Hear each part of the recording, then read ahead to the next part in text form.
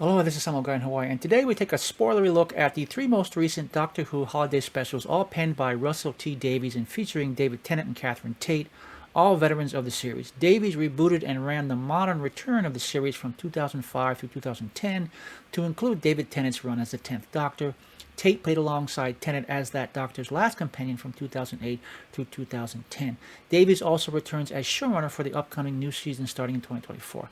Now, prior to these specials, Jodie Whittaker's 13th Doctor actually regenerated back into Tennant's 10th, now 14th Doctor. That's never happened before.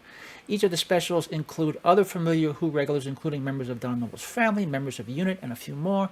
And at the end of the third special, Tennant's Doctor bi-generates into Ncuti Gatwa's 15th Doctor while remaining alive and well, leaving us with two Doctors now existing in the same timeline. That, too, has never happened before. What's going on?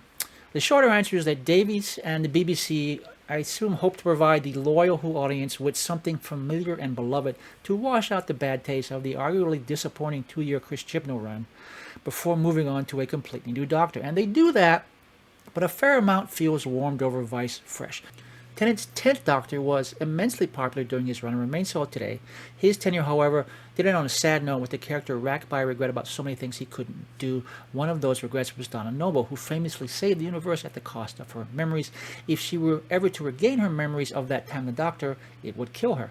Now, the Star Beast, the first of these specials, works out a way to save Donna while restoring her memories. But I personally found it overwritten and superficially emotional.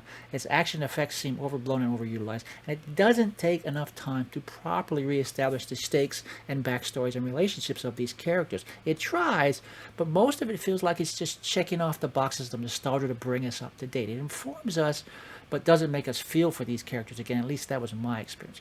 The Wild Blue Yonder, special number 2, does a better job, in part because it's more of a standalone episode, with Donna and the Doctor more naturally catching up each other, being woven into the story.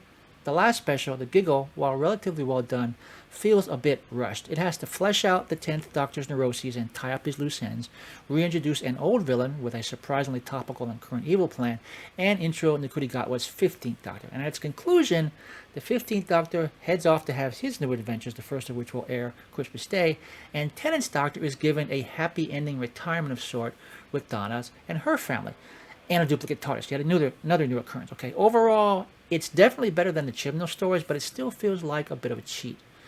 We had the big emotional build-up to an exit of Tennant years ago, as well as the sad fate of Donna Noble setup. Now we bring them back and fix all that, but it's all a bit too convenient, a bit too contrived.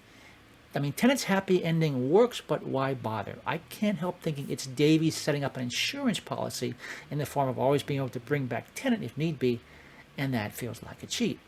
On the other hand, The Giggle, while a bit maudlin and rushed, is still moving, and honestly, Ncuti Gatwa brings an incredibly fresh and fun potential to the series. It will be interesting to see what he and Davies do with the upcoming season.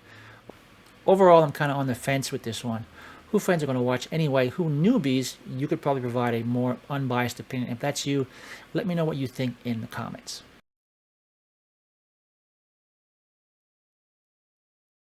FYI, one afterthought. There are a few instances where it feels like the show is pushing some agenda, shall we say, though maybe not to the degree of the previous two seasons. To be fair, though, I have less of an issue with what the show was trying to say in these situations, vice the way it was presented. I know I'm being cryptic. Let's just say that someone exploiting the usage of pronouns to the Doctor seems awkward and out of character. Not a mistake the Doctor would make. Being who he, or if you prefer, is, it would make more sense for the Doctor to correct someone else's mistaken use of pronouns, and only if other people made a big deal about it. If you're going to do that in this show at all, that would be the way to do it.